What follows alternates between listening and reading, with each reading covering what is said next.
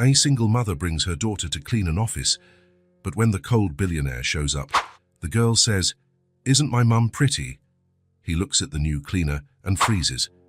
Nina smoothed down her blue uniform for the 5th time. The fabric was clean, but she needed something to do with her hands while waiting in the lobby of Sterling Corporation. The building was intimidating.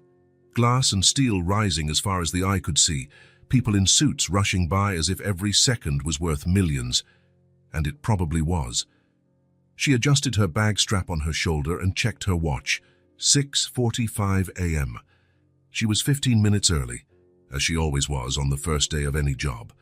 First impressions mattered, especially when you were starting over from scratch for the 3rd time in 2 years.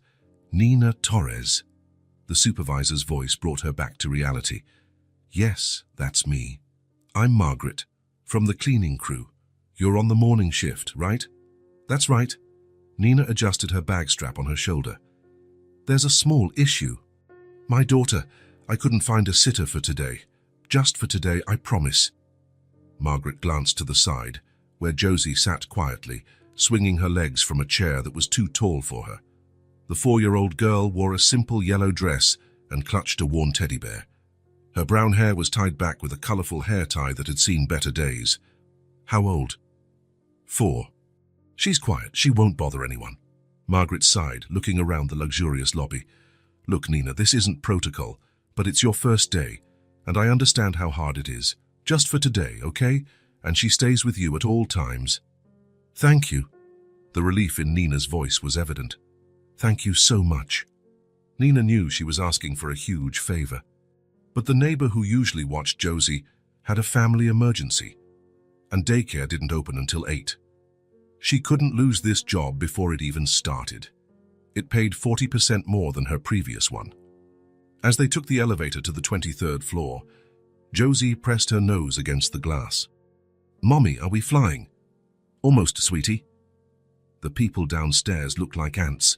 Nina smiled for the first time since waking up at 5 a.m. Josie had that power to turn any situation into an adventure. It was one of the few good things left from the difficult past few years. The elevator ascended smoothly, passing the floors. Nina counted mentally. 10th floor, 15th, 20th. The higher up, the more important the people who worked there were. And she was going to clean the offices on the 23rd floor, where the big shots were. The floor was empty when they arrived. Thick carpet, glass walls, well-tended plants. Margaret explained the routine. Start with the meeting rooms, then the individual offices, and finally the restrooms. Nothing too different from what Nina had done elsewhere. People usually arrive after 8. You have about 2 peaceful hours. The CEO sometimes comes in early, but rarely before 7:30. Nina nodded, mentally organizing her work. 2 hours was enough time if she stayed focused. "Any questions? Call me at extension 2847. And remember, the little one stays with you at all times." Margaret left, leaving mother and daughter alone in the silent hallway. Nina took a deep breath. Another fresh start. Another chance to build something stable for the two of them. "Can I help, Mummy?" "No, sweetie. You just sit there quietly and draw, okay?" Nina took out a notepad and some colored pencils from her bag. "Draw something pretty for me." Josie took the supplies and sat on the floor, leaning against the wall. "I'm going to draw a princess." "Perfect." Nina opened the cleaning cart and began organizing the supplies. Everything was there. Vacuum cleaner, rags, cleaning products, trash bags. She knew the routine by heart. First empty the trash, then clean surfaces, finally vacuum. She worked in silence while Josie concentrated on her drawing. Nina strived to do everything perfectly. She couldn't give any reason for complaint on her first day. This job paid better than her previous ones, and she needed it to work. The first meeting room was small, for about 6 people. Glass table, ergonomic chairs, a whiteboard on the wall. Nina worked methodically, wiped the table, arranged the chairs, vacuumed the carpet. 15 minutes and it was done. "Mommy, look." Josie showed the paper. "The princess is wearing a crown. It's beautiful, sweetie." The second meeting room was also quick. Josie remained quiet in her corner, occasionally asking questions about the colors of her pencils or showing her drawings' progress. "Josie, come here, let's go to the next room. This one is too big, Mommy. How many people fit?" Nina looked around the main meeting room. A polished mahogany table, 12 leather chairs, a projection screen that took up half the wall. The air conditioning maintained a perfect temperature, and there was a professional coffee machine in the corner. Lots. "Come on, we need to finish before people arrive." They went to the hallway of individual offices. Nina checked the list Margaret had given her. Start with the one at the end, which belonged to a director, then proceed in order until she reached the CEO's office. The difference between the offices was clear as she progressed. The first ones were smaller, functional. The ones in the middle already had thicker carpet, better furniture. The more important the person, the larger and more luxurious the space. Nina didn't care. Work was work, and she knew how to do it well. They cleaned the first office without problems. Josie settled near the window with her drawings, fascinated by the city view below. "Mommy, there's a park down there." "Is there? How cool."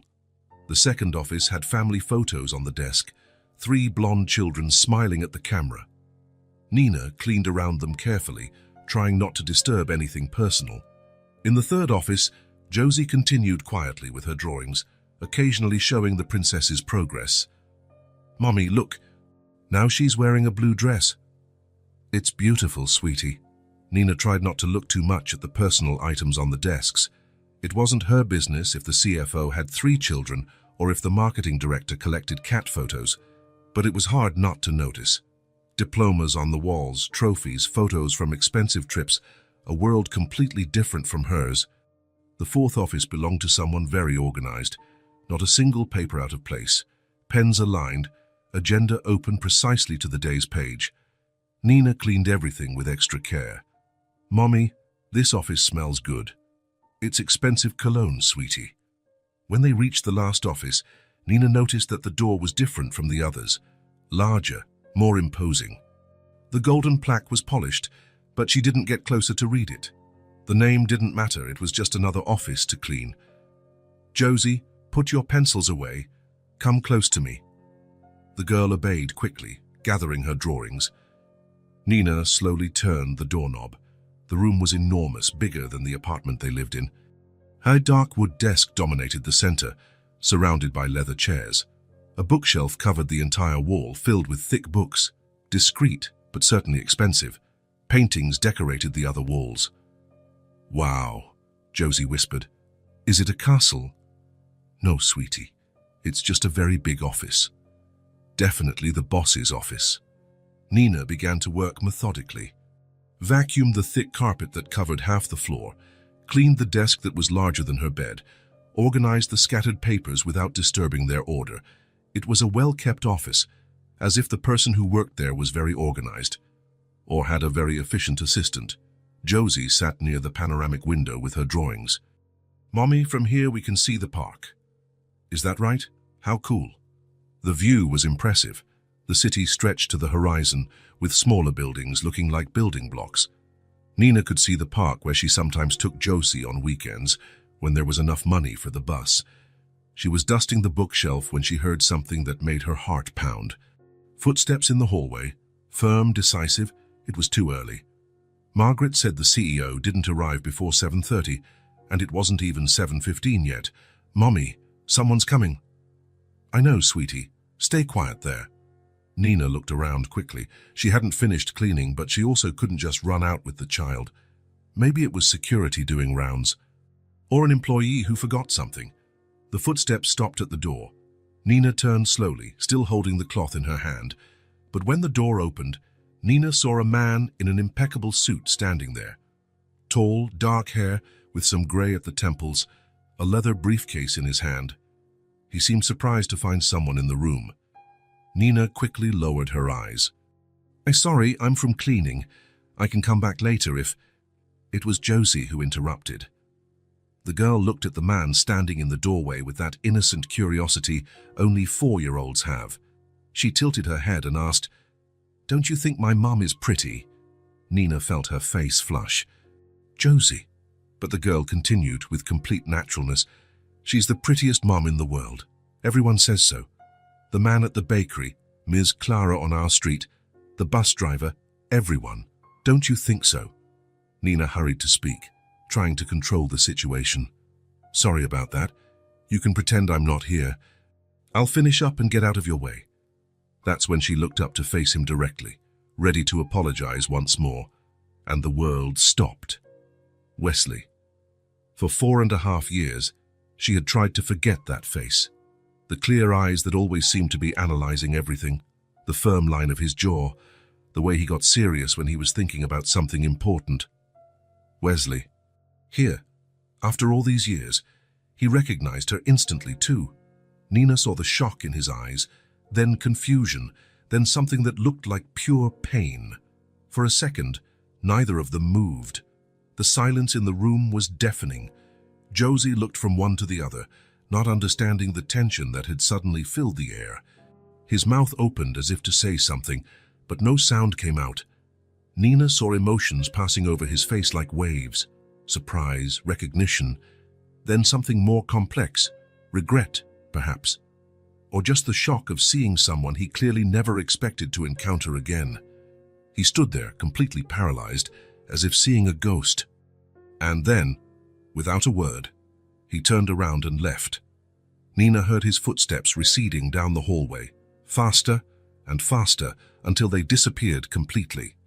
Mommy, why did the man leave? Did I say something wrong? Nina knelt in front of her daughter, trying to control her breathing. No, sweetie, you didn't say anything wrong. Sometimes adults get nervous when they meet people they knew a long time ago. You know him. The simple question almost knocked Nina over. How to explain 4 years of history to a 4-year-old? I did, a long time ago. He looked scared. Yes, I guess he did. Nina finished cleaning on autopilot. Her hands did the work, while her mind raced in circles. Wesley was here, at this company. He was the CEO. She would see him every day. How did she not realize? How did she not check before accepting the job? She knew Sterling Corporation was a big company, but she never imagined, and he had heard Josie's question. That innocent question that had come out of her daughter's mouth, as if it were the most natural thing in the world. Can we go, Mommy? I'm hungry. Of course, let's get breakfast at the diner around the corner. Nina tidied the cleaning supplies in the cart, checked that she hadn't forgotten anything, and took Josie by the hand. They were heading towards the elevator when Nina heard footsteps again, different this time. Slower, hesitant. She turned. Wesley was standing in the middle of the hallway, as if he had come back but didn't quite know why. His hands trembled slightly, and he seemed to be struggling with himself. He started walking towards them. Nina felt Josie hide behind her legs. Nina. His voice was exactly as she remembered, deep, controlled, but with an almost imperceptible crack. They're Wesley. They stared at each other for a few seconds. Nina saw thousands of questions in his eyes, but she also saw that he didn't know where to start. There were so many unspoken things between them, so many explanations that were never given.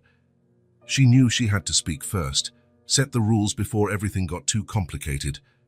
Sorry about today. I needed to work. You can pretend I don't exist.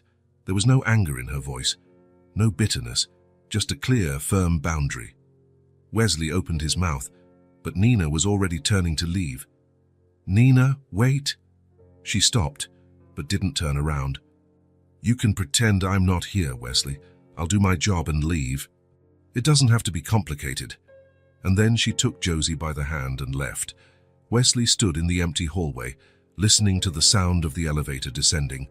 The girl's question echoed in his head. Don't you think my mum is pretty? He had always thought Nina was the most beautiful woman he had ever seen.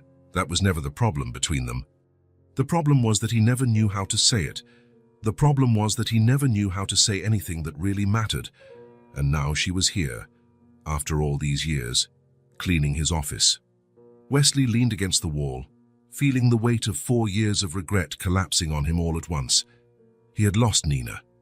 And maybe he never really had the chance to tell her how much it mattered. Wesley couldn't focus all day. He tried to read reports, attended 2 meetings, signed documents his assistant placed on his desk, but his mind was elsewhere. Or rather, it was stuck in that morning moment when an innocent question from a child had shattered all the composure he had taken years to build. "Don't you think my mum is pretty?"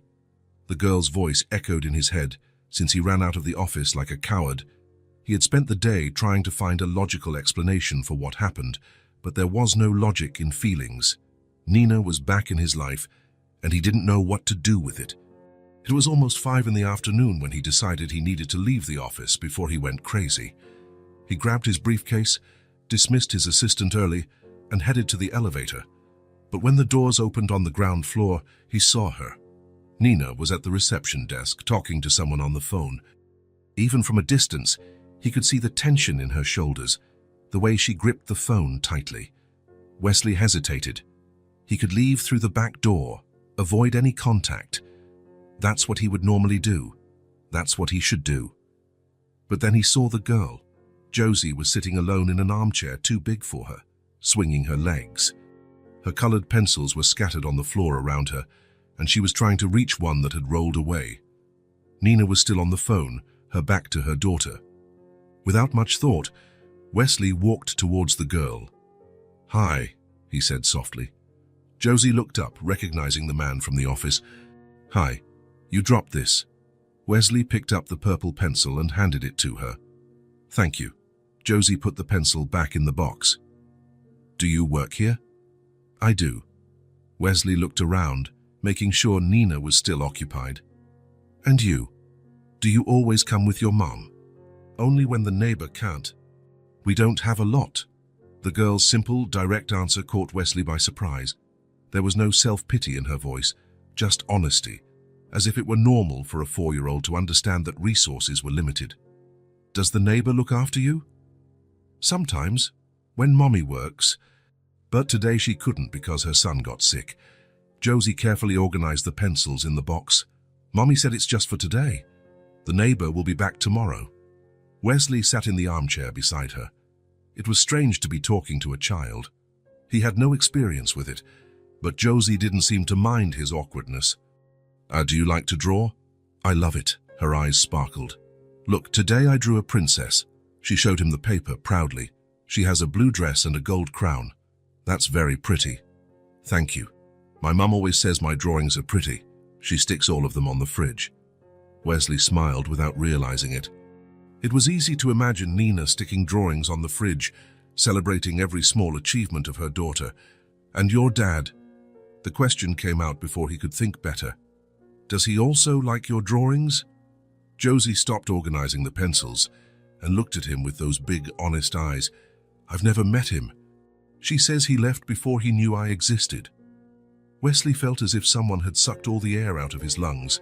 The girl's words echoed in his head, each syllable laden with a sadness she didn't even fully understand. "Before he knew I existed." What kind of man did that? What kind of man left and abandoned a woman like Nina alone? "Are you okay?" Josie tilted her head, concerned. "You look pale." Wesley tried to speak, but his throat was constricted. The naturalness with which the girl spoke about her father's absence shook him, as if it were normal to grow up without knowing half of who you were. Yes, I'm fine. My mom gets sad sometimes when I talk about my dad. But I don't get sad because I never met him." Josie organized the pencils in the box. "And I have mommy. She's enough." The maturity in the words of a 4-year-old was disturbing. Wesley wondered how many conversations she had witnessed, how many times she had seen Nina trying to be both mother and father. "Your mum? Is she a good mum?" "The best." Josie's eyes lit up. "She does different voices when she reads stories to me, and when I get sick, she stays up all night taking care of me, and she always saves the last spoonful of ice cream for me, even when she wants it." Wesley smiled without realizing it. It was easy to imagine Nina doing all of that. She had always been generous, always put others first. "And do you help her?" "I try. I put away my toys, I don't make a mess, and when she gets tired from work, I give her foot massages." Josie said proudly. "She says I'm the best massage therapist in the world." "I'm sure you are." But before he could continue the conversation, Nina appeared beside them. "Josie, what are you doing? I told you to stay quiet." I was talking to the man. He helped me get the pencil that fell. Nina looked at Wesley with suspicion. Thank you, but you didn't have to. Nina, Wesley began, but didn't know how to continue. How could he explain that talking to Josie had been the most human thing he had done in a long time? Come on, Josie. Get your drawings. The girl obeyed, gathering the papers and putting the pencils back in her small bag. Bye, sir, she said, waving to Wesley. Bye, he managed to respond. Nina took Josie by the hand and headed for the exit. Wesley stood still, watching them walk away. At the door, Josie let go of her mother's hand and ran back. I forgot to tell you, she said to Wesley. My birthday is in September. I'll be 5. Mommy promised a chocolate cake. And then she ran back to Nina, who was waiting for her with a controlled expression of impatience. Wesley watched them leave the building and disappear into the sidewalk crowd. He slumped into the armchair Josie had occupied. There were still a few colored pencils scattered on the floor, evidence that the conversation had indeed happened. The girl's words echoed in his head. He left before he knew I existed. Wesley couldn't stop thinking about that phrase. What kind of man did such a thing? What kind of man was cowardly enough to abandon a woman and never look back? And Nina. Nina had raised this incredible girl alone, a child who talked about massaging her mother's feet when she was tired, who worried about not making a mess, who thought that having only her mother was enough. Josie was cheerful, smart, affectionate, all because Nina had been both mother and father at the same time. Wesley held his head in his hands, feeling the weight of the revelation. For 4 years, Nina had fought alone. For 4 years, she had sacrificed to give her daughter the best. And where was the father in this story? Probably living his life without caring about the consequences of his own actions. Wesley slowly got up, picked up the colored pencils that had fallen to the floor and put them in his pocket. That conversation had changed something in him. He didn't quite know what, but something fundamental had shifted in his chest. Maybe it was admiration for Nina. Maybe it was anger at the man who abandoned her. Or maybe it was just the certainty that some people deserved much more than life had given them. Wesley parked in the building's garage where he lived and sat in his car for a few minutes. His hands still trembled slightly, a side effect of an entire afternoon trying to process what had happened. The conversation with Josie had affected him in a way he couldn't explain. The naturalness with which she spoke about not having a father, the maturity of a child who learned too early that life isn't always fair. And Nina fighting alone, working as a cleaner to support her daughter. Wesley got out of the car and went up to his apartment on the top floor, 30 floors above the city, with a panoramic view he rarely stopped to appreciate. The place was immense, modern, perfectly organized, and completely empty.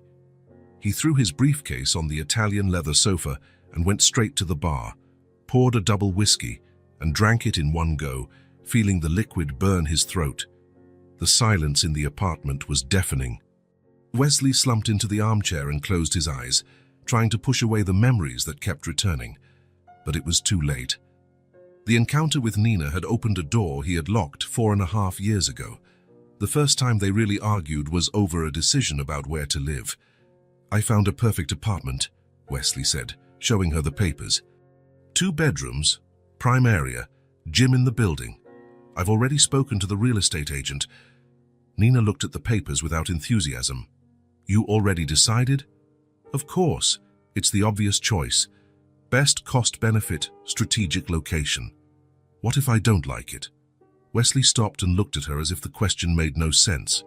Why wouldn't you like it? It's objectively the best. Maybe I wanted to be part of the decision. You are participating, I'm telling you. Nina sighed and put the papers aside. Forget it. The second argument was about her job. It doesn't make sense for you to keep working at that agency, Wesley said as they had dinner. The salary is low, the environment is toxic, and you get stressed. It's the job I got. You can get something better. I know people. I can make connections. I didn't ask for help. You don't have to ask. It's logical that I would help you. Nina stopped eating. What if I don't want your help? Why wouldn't you want it? Because maybe I want to achieve things on my own, Wesley chuckled. That's silly pride, Nina. Why make it hard when it can be easy? She didn't reply. She just finished dinner in silence. The third argument was about her family. Your sister is making terrible decisions, Wesley said after a Sunday lunch. She should have gone to college instead of getting married early. She's happy. Happiness doesn't pay the bills. She'll regret it in a few years. You don't even know her properly. I know enough to see she's making a mistake. Nina stared at him. You have an opinion on everything, don't you? I have experience. It's different. Experience or arrogance? Wesley frowned. I'm trying to help. You're judging. But the argument that changed everything happened on a Tuesday evening. They were planning a trip when Nina suggested a destination. What if we went to the beach, somewhere simple, just the two of us? Wesley didn't even look up from his laptop. The beach is a waste of time, and it'll still be cold in October. It's better if we go to New York. I have meetings there. We can make the most of it. Meetings? A few, but we'll have free time. That's not a vacation, Wesley. That's work with an escort. Now he looked at her. What's the problem? You like New York. The problem is you decided alone. Again. I decided because it makes more sense. Nina got up from the table where they were having dinner. You don't listen. You decide. Because I'm logical. You make me feel small. The words came out low, but they hit him like a punch. Wesley stopped what he was doing and finally paid attention. What did you say? You make me feel small, Wesley. Like my opinions don't matter. Like I'm a child who needs to be guided. Mum, that's not true. When was the last time you asked what I wanted? Really? Not just to say you'd already decided. Wesley opened his mouth to answer, but couldn't think of a single example. I don't do that. You do it all the time. And the worst part is, you don't even realize it. Nina, you're exaggerating. Am I? She laughed without humor. You chose where we were going to live, suggested where I should work, have an opinion about my family, about my friends, about my clothes. You run our lives as if I were an employee. I just want the best for you. You want what you think is best. It's not the same thing. Wesley got up too, frustrated. I don't understand what the problem is. We work well together. I take care of you. I don't want to be taken care of like a pet, Wesley. I want to be respected as a person. I respect you. You love me. It's not the same thing. The argument continued for another hour. Circles and more circles of arguments that led nowhere. Wesley trying to explain that his decisions were logical, Nina trying to explain that logic wasn't everything. In the end, she grabbed her bag and left. I need to think, was the last thing she said. Wesley thought she would come back the next day or the next week, but days passed, and nothing. After a week, he went to her apartment. Wesley opened his eyes, back in the present, but the memories kept coming, one after another. The door to Nina's apartment was unlocked. He entered calling her name, but he already knew something was wrong. The silence was different. Not the silence of someone who wasn't home, but the silence of an abandoned place. The apartment was empty, not just empty of people, but empty of life. The furniture was still there, it belonged to the landlord, but all of Nina's personal belongings were gone. Clothes, books, photos, even the plant she cared for on the kitchen window. Wesley walked through the rooms in a state of shock.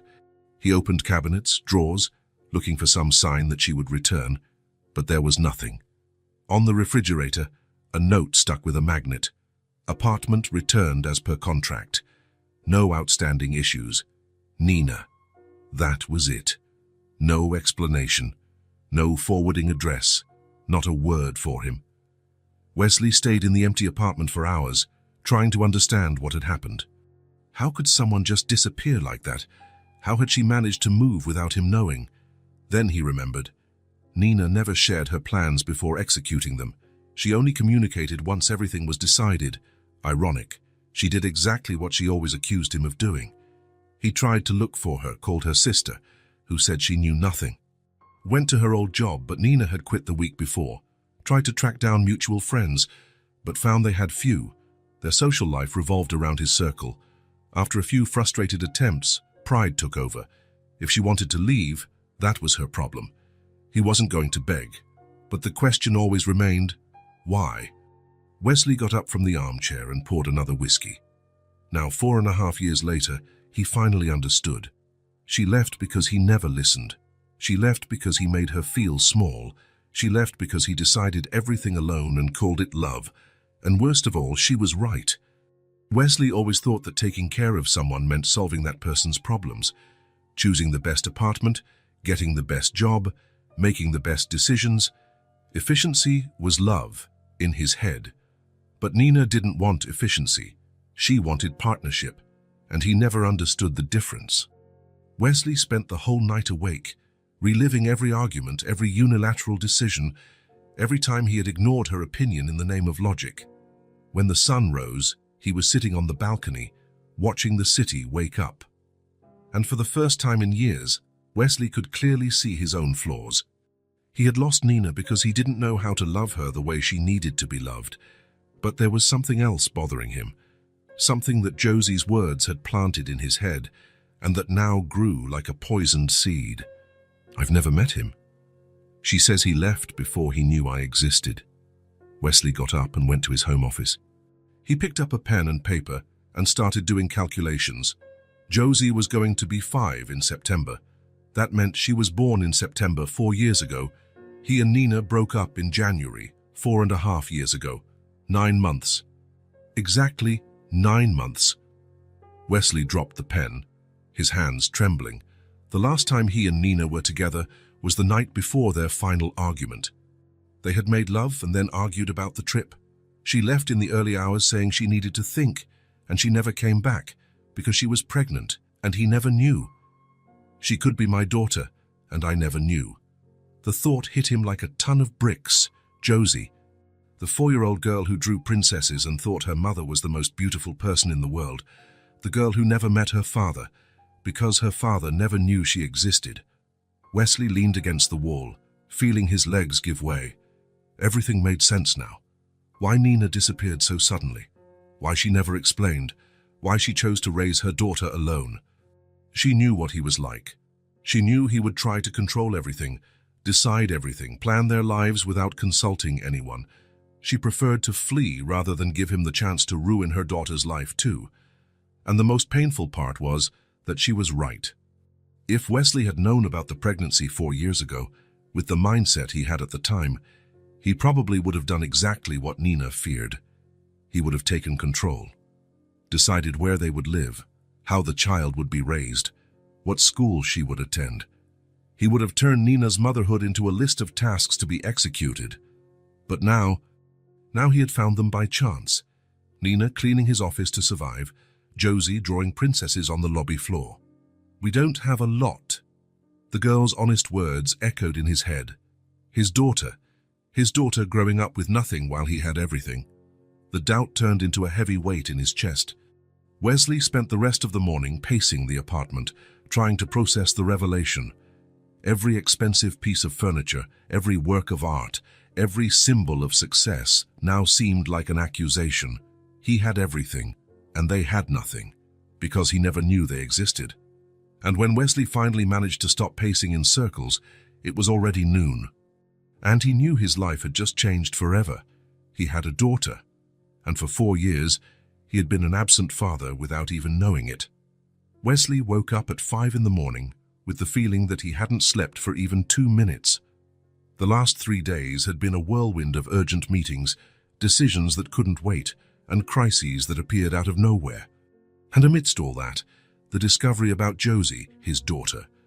The word still sounded strange in his head, but it was there, constantly pounding.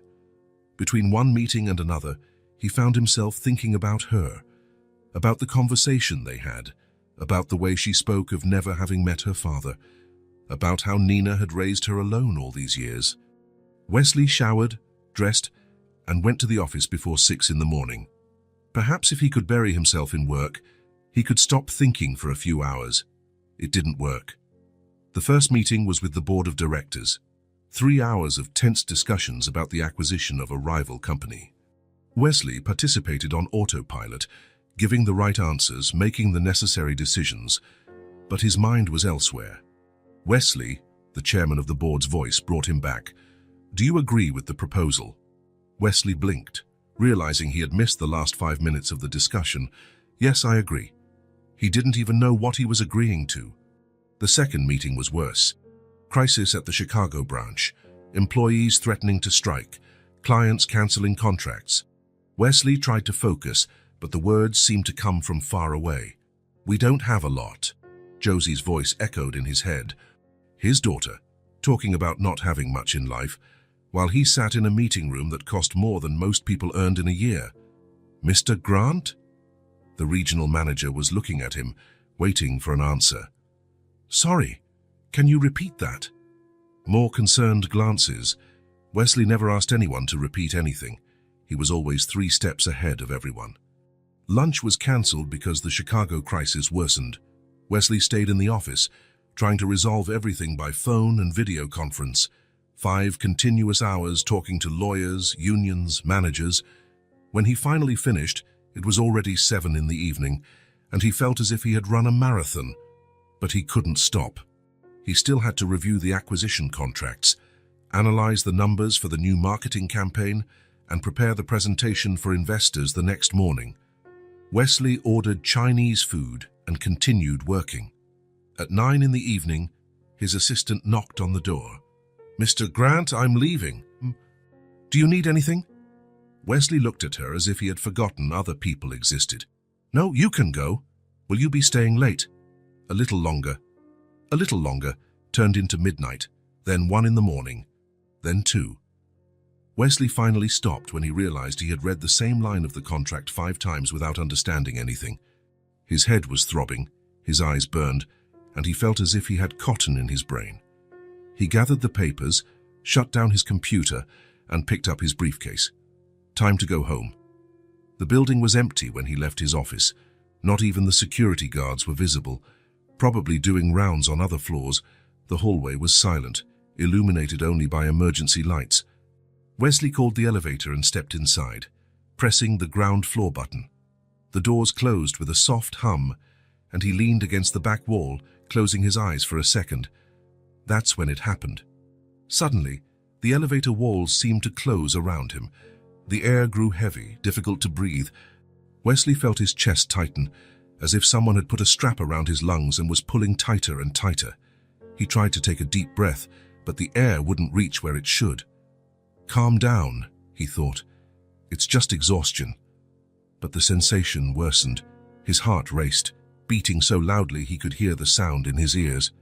His hands started to tremble, and cold sweat ran down his back. The elevator descended slowly, or maybe it was stopped. He couldn't tell. Everything was a bit blurry, a bit distant. Wesley gripped the handrail, trying to focus on something concrete. The cold metal of the rail, the floor numbers on the panel, anything to bring him back to reality. But it was getting worse. Breathing was increasingly difficult. He dropped his briefcase, which hit the floor with a dull thud. His legs buckled, and he slid down the wall until he was sitting on the elevator floor. "What's happening to me?" Wesley tried to loosen his tie, but his hands trembled so much he could barely grasp the fabric. His head was spinning, and he was sure he would pass out at any moment. That's when the elevator stopped. The doors opened with a deafening creak. Wesley expected to see the ground floor, the empty lobby, maybe a security guard. Instead, he saw Nina. She was standing in front of the elevator, holding her cleaning cart. She was still in her blue uniform, her hair in a simple ponytail. She had come to get something she forgot, or perhaps to work overtime. When she saw him sitting on the elevator floor, trembling and gasping, her expression changed completely. "Wesley?" She dropped everything and stepped into the elevator, pressing the button to hold the doors open. "What happened?" He tried to answer, but couldn't form words. His chest rose and fell rapidly, as if he had run for miles. Nina knelt beside him without hesitation. "Look at me," she said, her voice calm but firm. "Wesley, look at me." He raised his eyes and met hers, brown, concerned, but without panic. "Breathe," Nina said softly. "Slowly." "With me?" She took a deep breath, exaggerating the movement so he could see. Wesley tried to copy, but it was still difficult. "Again," she said, "don't force it. Just let it happen. Nina placed a hand on his arm, a light but firm touch. You don't have to pretend to be strong all the time. The words hit him in an unexpected way. No one had ever told him that. No one had ever given him permission to be weak. Wesley felt something break in his chest, not physically, but something emotional he had held tightly for too many years. And then he let go. Let his shoulders relax. Let his breathing become irregular. Let Nina take care of him. There, she said softly. It's okay. They stayed like that for a few minutes. Nina sitting on the dirty elevator floor, holding his arm, speaking softly to calm him. Wesley trying to remember how to breathe normally. Gradually, the world came back into focus. His heart slowed its rhythm. Air returned to his lungs. Better? Nina asked. Wesley nodded, still a bit dizzy. Sorry. I don't know what... No need to apologize. He looked at her, really looked. Nina was different. Older, of course, but there was something more. A firmness that hadn't been there before. A confidence he didn't remember seeing. You shouldn't be here so late, he said, his voice still weak. Neither should you. Wesley chuckled without humor. I always stay late. I know you always did. The past hung between them like a heavy cloud. They hadn't talked about what happened 4 years ago. Not really. Nina, Wesley began but stopped. Where to start? How to apologize for 4 years of regret? You what? I'm sorry. The words came out simple, direct, without elaboration, without justifications. Nina studied him for a few seconds. For what? For everything. For how I was. For how things ended. For... He gestured vaguely. For everything. Oh. Wesley expected anger. He expected her to say it was too late, that apologies changed nothing. Instead, Nina sighed. You were arrogant, Wesley, she said, her voice factual, without malice. You talked over me, about everything as if my opinion was optional. He lowered his head. I know. You decided where we were going to live, where I should work, what was best for me, and when I complained, you explained why I was wrong. Nina. I left because I loved myself. The phrase caught him by surprise. Wesley looked up at her. What? I left because I loved myself, Nina repeated. Because I knew if I stayed, I'd end up becoming a shadow. I'd accept that you were always right, that my voice didn't matter, and I didn't want to be that person. Wesley felt the weight of her words. There was no accusation in Nina's voice, just a painful statement of fact. Do you still think I'm like that? He asked. Nina tilted her head, considering the question. No, you're different. How do you know? Because you just had a panic attack in an elevator and let me take care of you. The Wesley from 4 years ago would never have done that. She was right. The Wesley from 4 years ago would have stood up, straightened his suit and pretended nothing had happened. But you're learning now what you ignored for years, Nina continued. What is it? That you're human. That everyone is. Wesley was silent, processing her words. It was true. He had spent so much time trying to be perfect, trying to control everything, that he forgot that fragility wasn't a flaw. It was just part of being human. How can you, he asked, take care of me after everything that happened? Nina gave a small, sad smile. Because I knew you when you weren't like this. Before you decided you had to be indestructible, I don't remember being different. I do. They sat on the elevator floor for a few more minutes, in silence. It wasn't an uncomfortable silence. It was the silence of two people who had said important things and needed time to absorb them. Finally, Nina stood up. Can you stand? Wesley tested his legs. He was still a bit dizzy, but he could stand. I think so. She helped him up, picked up his briefcase from the floor, and pressed the ground floor button. Will you be okay driving? She asked as the elevator descended. I will. Are you sure? Wesley looked at her, surprised by the genuine concern in her voice. I am. The doors opened on the ground floor. Nina exited first, Wesley behind her. Nina, he said when they reached the lobby. What? Thank you, she nodded. You're welcome. Wesley headed towards the garage, but stopped at the door and turned around. Nina. You said you knew me when I wasn't like this. What was I like? Nina stood still for a moment, as if deciding whether to answer. You were kind, she finally said, and funny. And you were afraid of some things, like everyone else. You didn't pretend you knew everything. And what changed? You achieved success, and you decided that success meant never being wrong. Wesley absorbed her words. It was a simple observation, but it explained a lot. Good night, Wesley, Nina said. Good night. He watched her pick up the cleaning cart and head to the service elevators. She probably still had work to do. Wesley went to his car, drove home in silence, and went up to his apartment. But this time, the silence wasn't deafening. This time, it seemed something had changed. For the first time in years, someone had taken care of him. Someone had seen him vulnerable and hadn't turned their back. And for the first time in a long time, Wesley didn't feel alone. Wesley arrived at the office the next morning with a strange feeling. The conversation with Nina had affected him in a way he couldn't explain. For the first time in years, someone had seen him without the masks he wore every day. And that made him question other things. Instead of going straight to his office, as he always did, Wesley decided to walk around the floors. When was the last time he had done that? When was the last time he really paid attention to the people who worked for him? He started on the 15th floor, where the finance department was located. Wesley exited the elevator and walked down the hallway. He had no specific reason to be there, just curiosity. He wanted to see how things worked when he wasn't around. The hallway was busy, people coming and going, talking, carrying papers and folders, a normal work environment, until he appeared. The first person to see him was a young analyst. She was animatedly talking to a colleague about some project, laughing at an inside joke.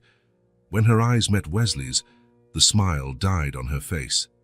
"Good morning, Mr. Grant," she said, her voice polite but tense. "Good morning." The conversation she was having stopped completely. The colleague next to her also became serious, as if they had been caught doing something wrong. Wesley continued walking. Further ahead, a group of 3 employees was gathered near the water cooler, talking quietly. When they saw Wesley approaching, the group immediately dispersed. One of them murmured, "Excuse me," and practically ran in the opposite direction. The other 2 stood still, trying to look busy with anything other than the conversation they were having. "Is everything all right here?" Wesley asked. "Yes, sir. Everything's great," one of them quickly replied. "Back to work." And they really did go back, leaving Wesley alone in the hallway.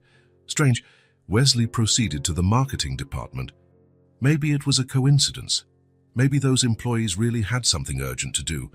But in marketing, the same thing happened. He passed by the open room where the designers worked. There was a good energy there. Low music playing in the background, people collaborating on projects, a creative and relaxed atmosphere. Until Wesley walked in. The first to notice was a young man with colored hair who was explaining something on a screen. When he saw Wesley, he stopped mid-sentence. "Mr. Grant," he said, his voice a tone higher than usual. All other conversations in the room ceased. 8 people turned to look at Wesley, and all had the same expression, a mixture of surprise and anxiety. "I don't mean to interrupt," Wesley said, "just stopping by to see how things are." "They're great," the team supervisor quickly replied. "Everything's on track, meeting all deadlines." She spoke as if she were defending herself against an accusation Wesley hadn't made. "That's good," he said. "Carry on." But when Wesley left the room, no one spoke again. He heard only silence behind him. In the Human Resources Department, it happened again, an informal meeting that abruptly ended when he appeared, people finding excuses to leave the common area when they saw him approaching. In legal, the same thing. Conversations that died, smiles that disappeared, a palpable tension that took over the environment.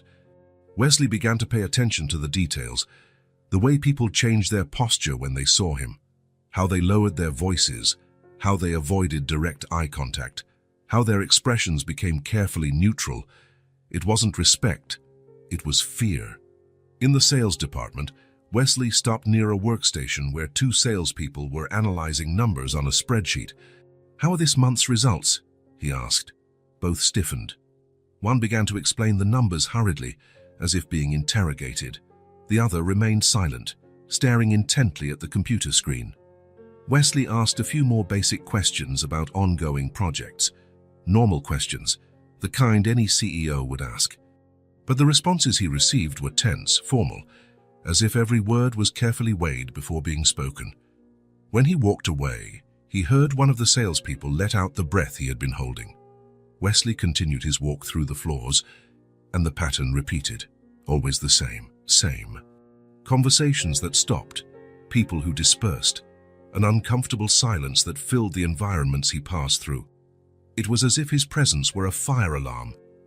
On the 20th floor, Wesley stopped near the elevators and pretended to check his phone. In reality, he was observing a group of employees was waiting for the elevator, talking about their weekend plans.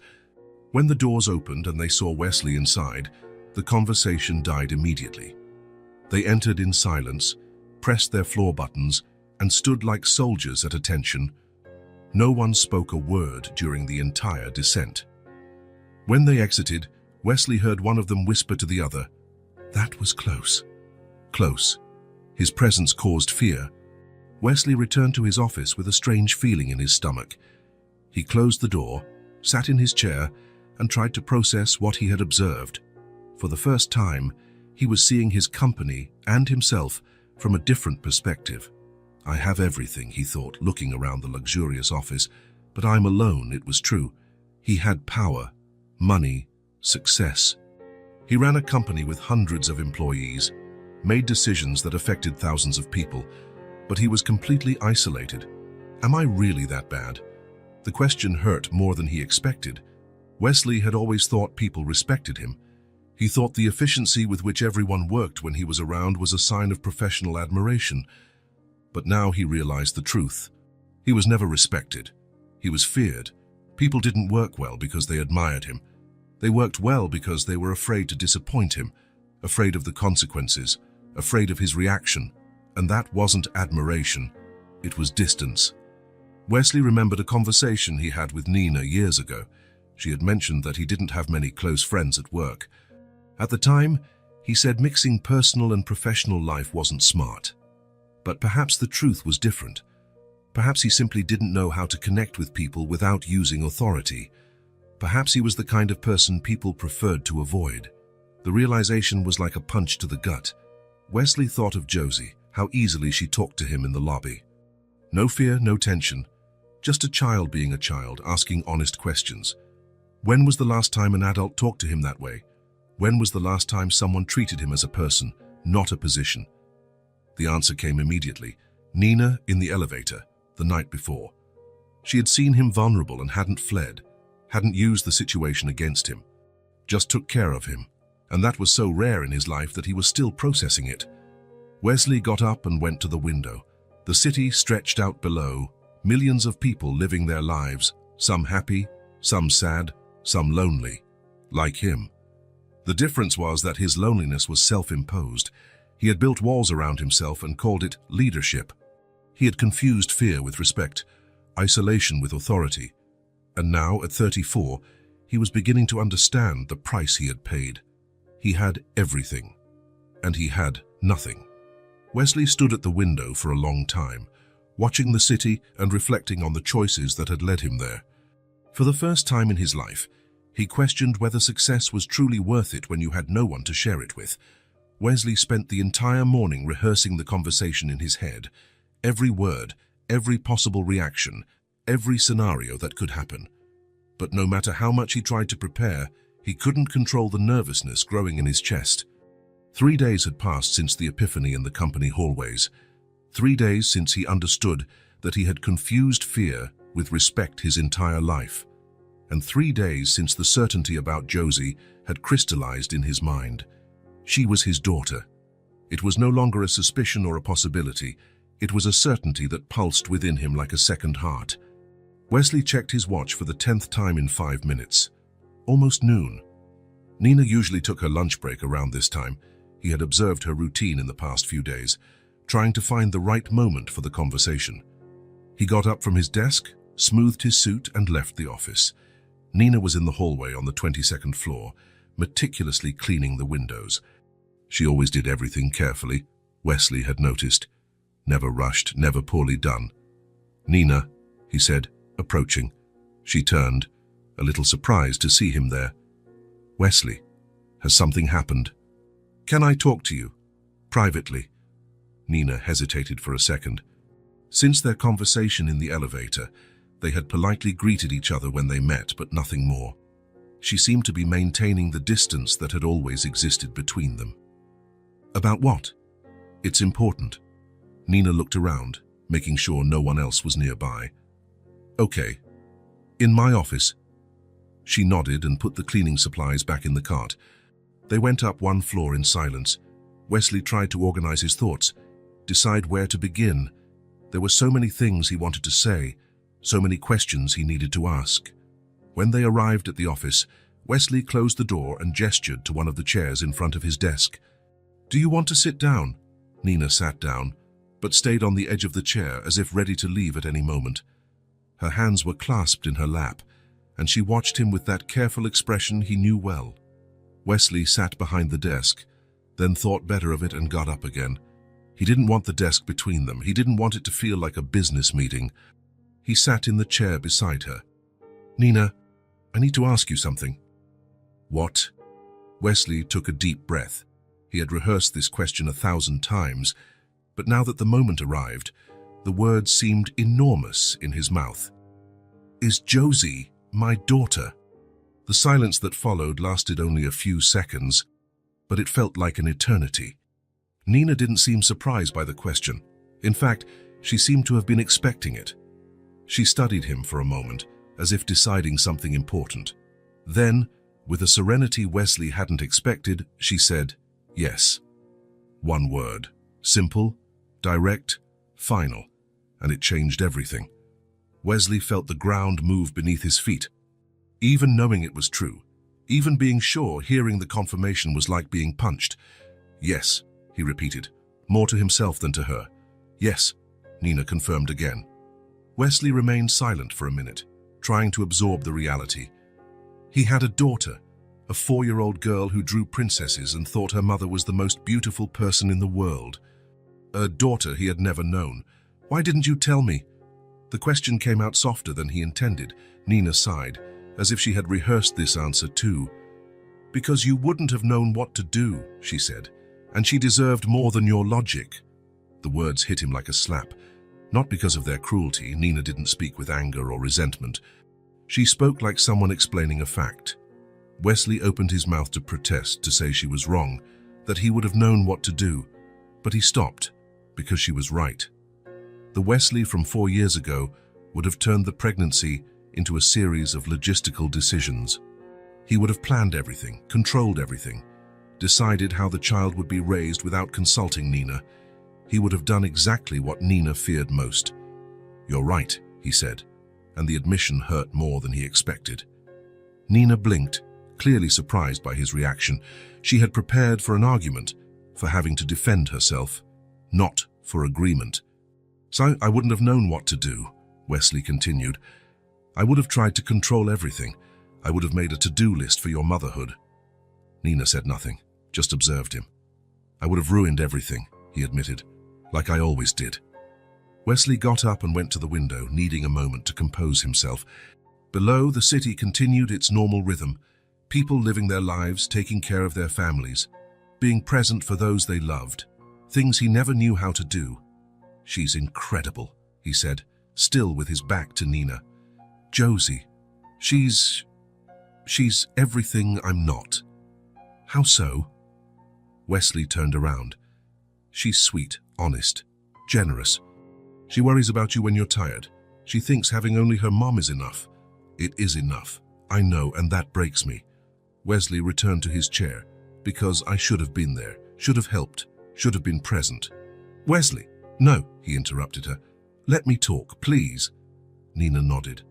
"I spent 4 years wondering why you left. I thought it was drama, that you were exaggerating about our differences." Wesley paused. "But it wasn't drama. You were protecting yourself, and protecting her." Nina remained silent, but Wesley saw something change in her expression. "You did the right thing," he said, "and I hate to admit it, but you did." Wesley leaned forward, his hands clasped. But now I know. Now I understand what I did wrong. And I need to try to be different. Why? The question caught him by surprise. What do you mean, why? Why now? Why do you want to be different now? Wesley thought about the answer. It was a fair question. Because I saw what my leadership truly causes. I saw how people react to me. I saw that I have everything and nothing at the same time. He paused. And because she deserves a better father than the man I was. Nina studied him for a long moment. What do you want, Wesley? I want several things. He took a deep breath. First, I want to offer you a better position. Something with fair hours, a decent salary. You shouldn't be cleaning offices to survive. I don't want your charity. It's not charity. It's responsibility. My responsibility. Wesley corrected himself. Our responsibility. You work hard. You have experience. You deserve a better opportunity. Nina didn't respond immediately, so he continued. And also, Wesley hesitated, because the next part was the most important. I want to take care of Josie's future. Be present. Be the father she needs. You don't even know her. I know, and that's my fault, but I want to know her. I want to learn how to be her father. Nina crossed her arms. And how do you intend to do that? Slowly, in whatever way you think is best. I don't want to invade your lives or change everything at once. Wesley leaned closer. I want to become a better man for her. I want her to have a father worth knowing. Nina was silent for a long time. Wesley could see her thoughts racing, analyzing his words, looking for signs of lies or manipulation. Finally, she spoke. You know she won't just accept you as her father, right? She's 4, she doesn't know you. To her, you're just the man who works in the building where her mom cleans. I know. And you know there's no guarantee it will work out. That maybe you'll discover being a father is harder than you imagine. I know that too. And you know I will protect her above all else. That if I see any sign that you're harming her, I'll cut contact immediately. Wesley nodded. I wouldn't expect anything less from you. Nina watched him a little longer, and Wesley saw the exact moment something changed in her expression. It wasn't trust yet, far from it, but it was something akin to cautious hope. What, are you serious? Completely. Because this isn't a game, Wesley. She's a child. If you enter her life and then give up when it gets difficult, you'll hurt her in a way that can't be fixed. I understand. Nina got up and went to the window, looking out at the city below. Wesley remained seated, waiting. When she turned, there was something new on her face. It wasn't forgiveness. Wesley knew that would take time, if it ever happened, but it was acceptance. Then start, she said. How? Be the man you say you want to be. She'll see you for who you are, and she'll know if she can trust you. Wesley nodded, feeling the weight of responsibility settle on his shoulders. What if I fail? Then you fail. But at least you'll have tried. Nina walked to the door but stopped before opening it. Wesley? Yes? She likes bedtime stories and chocolate ice cream, and she's happy when someone pays attention to her drawings. Wesley smiled for the first time in days. Thank you for telling me. And Wesley? Yes? Don't disappoint her. She's had enough disappointment for a lifetime. Nina left, closing the door behind her. Wesley was left alone in the office, looking at the chair where she had been sitting.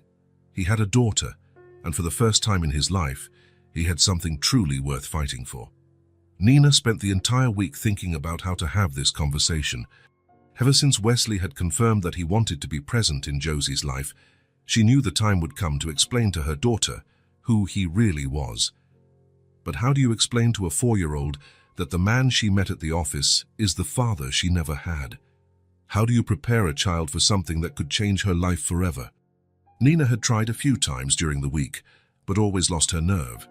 Josie was happy playing, living her uncomplicated childhood. Part of Nina wanted to protect that innocence for a little longer, but she knew it wasn't fair. Neither to Josie nor to Wesley. It was on a Friday night after dinner that Nina finally found the courage. They were in the living room of the small apartment they shared. Josie was on the floor, coloring a new drawing, a princess in a green dress this time. Nina was on the couch, pretending to watch TV, but actually observing her daughter. "Josie, sweetie, can I talk to you?" "Of course, Mommy." Josie didn't look up from her drawing. "So how do you think this color looks good on the dress?" "It looks beautiful." Nina turned off the TV and sat on the floor beside her daughter. "But I want to talk about something important." Now Josie paid attention. She put down her colored pencil and turned to Nina, crossing her legs. "About what?" Nina took a deep breath. She had rehearsed this conversation in her head, but now that the time came, the words seemed inadequate.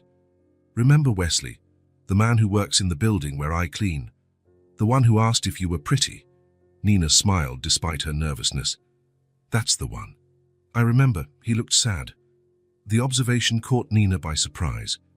Josie had always been perceptive for her age, but sometimes she forgot how well she read people. "Why did you think he was sad?" Josie thought for a moment, with that seriousness that sometimes took hold of her. He smiled, but his eyes didn't smile with him, and he stood there for a long time watching us leave. Nina felt her heart clench. It was exactly what she had seen on Wesley's face that day, a deep sadness he tried to hide. "Josie, I need to tell you something about Wesley." "Is he sick?" "No, sweetie, he's not sick." Nina took her daughter's hands in hers. "Remember you always ask about your dad?" Josie nodded. It was a question that came up now and then, especially when she saw other children with their fathers. "And I always told you your dad left before he knew you existed." "Uh-huh." Nina swallowed hard. "Well, I found out that Wesley is your dad." Josie stared at her for a few seconds, unblinking. "Wesley?" "Yes." "The Wesley who works in the building?" "Yes." Josie let go of Nina's hands and fell silent. Nina could almost see her daughter's thoughts organizing, trying to process the information. "He's my dad?" Josie finally asked. "Yes." "But you said my dad left." Nina sighed. How to explain the complexity of the situation to a child? "He didn't know you existed, sweetie. When I found out you were in my belly, I didn't tell him." "Why?" The innocent question was like a stab. How could she explain that she was afraid Wesley would try to control their lives, that she preferred to raise her daughter alone rather than give him the chance to ruin everything? Because sometimes adults make bad decisions when they're confused, Nina said, choosing her words carefully. "And I was confused at the time." Josie absorbed this in silence. Nina waited, giving her time to process. "He knows now?" Josie asked. "He does." "And he wants to be my dad?" The question almost broke Nina's heart. There was so much cautious hope in Josie's voice, as if she were protecting herself from potential disappointment. "He does." "Yes, very much." Josie was silent for a long time. Nina watched her, seeing the emotions pass across her daughter's little face. Confusion, hope, fear, curiosity. "Can I get to know him better?" Josie finally asked. "Of course, sweetie. If you want to." "I do." Nina smiled, feeling an enormous relief. "Then I'll call him. How about you two meet tomorrow?" "Where?" "At the park." "You like the park?" Josie nodded, then went back to picking up her colored pencil. But Nina noticed she wasn't really coloring, just holding the pencil, lost in thought. "Josie, are you okay?" The girl looked up. "Say it, Mommy. If he's my dad, why didn't he seem to know me at the office?" Another question that cut deep. Nina pulled Josie onto her lap. "Because he really didn't know you, sweetie. He only found out you were his daughter later." "How did he find out?" "He did the math, about when you were born." Josie became thoughtful. "And now he wants to know me." "He does. Very much." "What if I don't like him?" Nina kissed the top of her daughter's head. "Then you don't have to spend time with him. You just do what you want to do." "What if he doesn't like me?" The question broke Nina's heart. "That's impossible, Josie. Impossible." "How do you know?" "Because you're impossible not to like. And because I saw how he looked at you that day. He already likes you." Josie snuggled closer into Nina's lap. "Will he live with us?" "No, he has his house. We have ours. But if you two get along, he can visit us sometimes. Or you can go out together, like other dads do." like other dads do. They stayed like that for a while, Josie processing the news, Nina trying not to let her own anxieties show. "Mommy." "What, sweetie? Do you think he likes drawing?" Nina smiled. "There's only one way to find out." The next day, Nina took Josie to the park at 2 in the afternoon. It was a small but well-maintained park, with some playgrounds and plenty of space to run. Josie had always liked it there. Wesley was already waiting when they arrived. He was sitting on a bench, wearing jeans and a simple shirt, a very different version of the suited executive Josie knew. When he saw them approaching, he stood up. Nina could see the nervousness in his posture, the way he ran a hand through his hair. "Hi," he said as they approached. "Hi," Nina replied.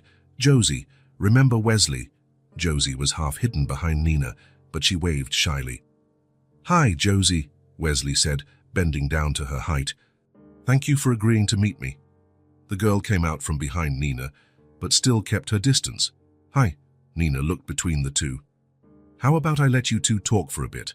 I'll be over there on that bench, okay?" Josie looked at her with a bit of panic. "Are you leaving?" "No, sweetie, I'll be right there. You can see me the whole time." Wesley also seemed nervous about being alone with Josie, but he nodded. Nina moved away to a nearby bench, but from where she could see and hear everything. Wesley sat on the grass, cross-legged. Josie hesitated, then sat in front of him, but maintaining a safe distance. "So," Wesley began, clearly not knowing how to talk to a child. "Your mum told me you like to draw." Josie's eyes lit up a little. "I do." "What do you like to draw?" "Princesses and castles and sometimes unicorns. Unicorns must be hard to draw." "A little bit, but I'm getting better," Wesley smiled. "I'm sure you are. Your mum always says you're very talented." Josie glanced towards Nina, then back at Wesley. "She told me about you." "She did. That you're my dad." Wesley swallowed hard. Hearing it from her mouth was different from knowing it in the abstract. "Yes, I am." "You didn't know I existed?" The brutal honesty of the question caught Wesley off guard. "No, I didn't know. And now you know." "Now I know." Josie was silent for a few moments, studying his face. "Why didn't you know?" Wesley thought about the answer. How to explain the complexity of the situation to a child without blaming Nina. "Because sometimes adults get confused and make bad decisions," he said, echoing the words Nina had used. "And when you were born, your mom and I were confused. But now you're not confused anymore." "No. Now we understand things better." Josie nodded, as if that made sense to her. "Do you want to be my dad?" she asked. The simple question almost knocked Wesley over. "Very much. More than anything in the world." "Why?" Wesley thought about the answer. Because you seem like an amazing person, and because I lost a lot of time without knowing you. And because I want to learn how to be your dad." "You don't know how to be a dad." "No, I've never been a dad before. You'll have to teach me." Josie smiled for the first time since they arrived. "I can teach you." "What kinds of things would you like to teach me?" "Well," Josie became thoughtful, "dads need to know about drawings, and about stories, and about ice cream. Is ice cream very important?" "Very, especially chocolate." Wesley laughed. "I'll remember that." They talked for a few more minutes about simple things. Josie told him about her favorite drawings, about the neighbor who sometimes watched her, about how she helped her mom at home. Wesley listened to every word as if it were the most fascinating thing in the world. "Wesley," Josie said after a while. "Yes? Can I call you Daddy?" Wesley felt as if the air had been sucked out of his lungs. The question was so simple, so innocent, but it carried the weight of everything he had lost and everything he could gain. He choked, trying to find the words. You want to call me Daddy?" "If you don't mind." Wesley knelt on the grass, getting down to her height. "I would mind if you didn't want to." Josie smiled, a small but genuine smile. And then, without warning, she threw herself into his arms. It was the most genuine hug Wesley had ever received in his life. Small arms around his neck, the smell of children's shampoo, the warm, solid weight of his daughter, nestling against him with complete trust. Wesley held her as if she were made of crystal, and at the same time, as if he would never let her go. And then, for the first time in decades, he cried. They weren't tears of sadness or frustration. They were tears of pure gratitude, of relief, of a happiness so intense it couldn't be contained in his chest. He cried for all the moments he missed, for the first steps he didn't see, for the first words he didn't hear, for 4 years of drawings that weren't stuck on his fridge. He cried for the incredible child Nina had raised alone, for the strength she had, for the difficult choices she made, for protecting Josie when he wasn't there to protect her. And he cried out of gratitude for being here now, for having a second chance, for Josie opening her heart to him even when she had no reason to trust. "Daddy," Josie said, pulling back a little to look at him. "Say us, why are you crying?" Wesley wiped his eyes with the back of his hand, smiling through his tears. "Because I'm very happy," he said. "Very, very happy. Happy because I called you Daddy. Happy because I finally met you, and because you're even more incredible than I imagined." Josie smiled and hugged him again. "Think I'm happy too." From the bench where she sat, Nina watched the scene with tears in her own eyes. She had made the right decision by giving Wesley this chance. She could see in the way he held Josie, in the way he looked at her, that something fundamental had changed in him. This wasn't the man she had left 4 years ago. This was someone who had learned the value of what truly mattered. "Daddy," Josie said, still in Wesley's arms. "Yes." "Do you want to see my drawings? More than anything. And do you want to have ice cream with me?" "Of course." "And do you want to meet my teddy bear?" "It would be an honor." Josie laughed, a pure and happy sound that filled the park. "And then come on," she said, taking his hand. "Let's go home. I have so much to show you." Wesley stood up, still holding his daughter's small hand, and looked towards Nina. She approached, and the three walked together towards the park exit. They weren't a traditional family, perhaps they never would be, but they were something new, something being built with care and honesty, and for the first time in his life, Wesley understood what it meant to be whole. 3 months later, Wesley adjusted his tie and checked his watch. 2 in the afternoon, still had time to get to school before the meeting started. 4 months ago, school meetings didn't even exist in his world. Now he was cancelling work commitments to discuss Josie's progress in preschool. "Mr. Grant," his assistant appeared at the door. "Are you going to the school meeting?" "Yes, Carol. Cancel the 3 o'clock call." Carol smiled. In the past few months, she had seen changes in her boss she didn't even know were possible. He smiled more, said please, and thank you, and sometimes even asked how her weekend had been. At school, Josie's teacher showed some drawings. "Look what she made this week." Wesley carefully took the drawings. One was of a family, a woman, a man, and a child holding hands.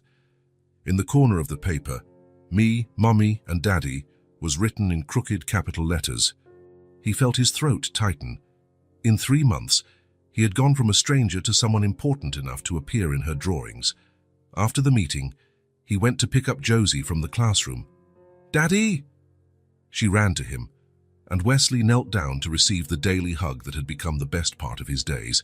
"Hi, Princess. How was your day?" "Good." "Did the teacher show you my drawing?" "She did, yes. I'm going to stick it on the fridge in my office." Josie laughed. "You don't have a fridge in your office, Daddy. Then I'll buy one just for your drawings." In the car, Josie told him about her day at school while Wesley drove. He listened to every word, asked questions, laughed at her stories. 4 months ago, he wouldn't even know how to talk to a child. Now these conversations were the most important part of his day. When they arrived at the apartment, Nina was in the kitchen preparing dinner. "How was the meeting?" she asked. "She's doing really well, and look what she made."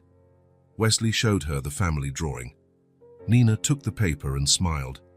"It's beautiful, sweetie." During dinner, Wesley watched the 2 of them talking, laughing, sharing their day. It was a simple scene, but it filled an emptiness he didn't even know existed. Afterward, while they cleaned up the kitchen together, Nina asked about his work. "Different," Wesley replied. "Today I listened more than I spoke in the meeting with the Japanese investors. I let them explain what they wanted before suggesting solutions. And it worked. It worked better than I expected. They approved the project right away." It was true. In the past few months, Wesley had completely changed his approach at work. Instead of imposing decisions, He listened to opinions. Instead of intimidating employees, he tried to understand their perspectives. And surprisingly, the company was doing better than ever. "People don't seem afraid of you anymore," Nina observed. Last week, an intern suggested a change in the marketing process. A few months ago, she wouldn't even come near my office. Nina had been observing Wesley for months. She saw how he arrived every day at 5 on the dot to pick up Josie, how he never cancelled a commitment with her because of work, how he listened to every one of the girls' stories with full attention. She saw how he had changed at the company too. People talked. They said Wesley was different, more approachable, more human. He didn't win back my love, Nina thought, watching him play with Josie in the living room. But he won our daughter's respect, and mine. It was true. What she felt for Wesley now was no longer romantic love. That had died a long time ago. But it was something more solid. Respect for the father he was becoming.